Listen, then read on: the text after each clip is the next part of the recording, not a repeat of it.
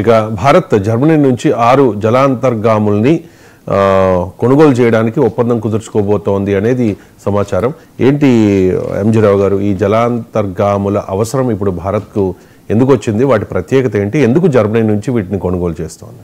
Yes అండి, ఇప్పుడు Germany ఇప్పుడు ఇండియా చాలా ఆయుధాలు కొంటూ ఉంటుంది అనమాట. రష్యా నుంచి కొంటుంది, యుఎస్ నుంచి కొంటుంది, ఇజ్రాయెల్ నుంచి కొంటుంది, ఫ్రాన్స్ నుంచి కొంటుంది, సౌత్ కొరియా నుంచి, జపాన్ నుంచి, ఏ దేశాల నుంచి మనం కొంటూ ఉంటాం. కానీ ఇప్పుడు ప్రాజెక్ట్ 75I ఇది నేవీ ఎక్స్పాన్షన్కి సంబంధించింది అనమాట.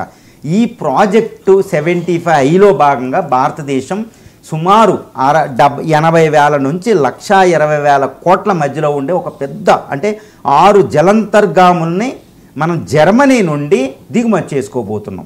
ఈ ప్రాజెక్ట్ ఏంటంటే TKMS అంటే ఈ జర్మన్ కంపెనీ అనమాట. అధునాతనమైన జలాంతర్గాములు న్యూ సబ్మెరైన్స్ని తయారు చేస్తుంది. ఈ 6 న్యూ సబ్మెరైన్స్ ఏంటంటే AIP అదే anti air impulsive air independent propulsion AIP అనే ఒక టెక్నాలజీతో తయారు చేస్తారన్నమాట ఈ సబ్మెరైన్స్. ఇవేమి న్యూక్లియర్ సబ్మెరైన్స్ కాదండి, డీజిల్ అనేదాన్ని ఇంధనంగా వాడుతుంది, డీజిల్ సబ్మెరైన్స్. కానీ ఇప్పుడు ఆల్రెడీ ఇండియా ఫ్రాన్స్ నుంచి దిగుమతి చేసుకున్న స్కార్పియన్ అనే 6 సబ్మెరైన్స్ ఆల్రెడీ ఇండియా నేవీలో జాయిన్ అయిపోయినవి.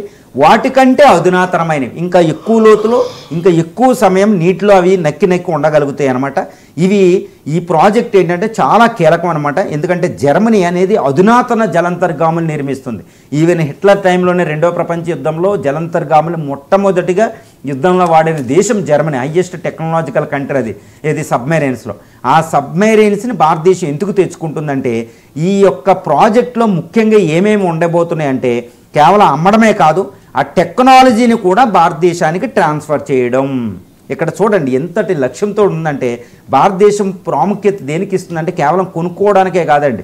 మీరు టెక్నాలజీ ఇస్తానంటే కొంటాం, లేకపోతే లేదని. ఆ టెక్నాలజీ మనకు వస్తే మనం కూడా భవిష్యత్తులో ఇలాంటి సబ్మెరైన్స్ని మనం నిర్మించుకోగలుగుతాం. కాబట్టి ఆత్మనిర్భర్ భారత్ లేదా మేక్ ఇన్ ఇండియా నేవీ ఆర్మీకి సంబంధించిన విషయంలో మనం టెక్నాలజీ తెచ్చుకుంటున్నాం.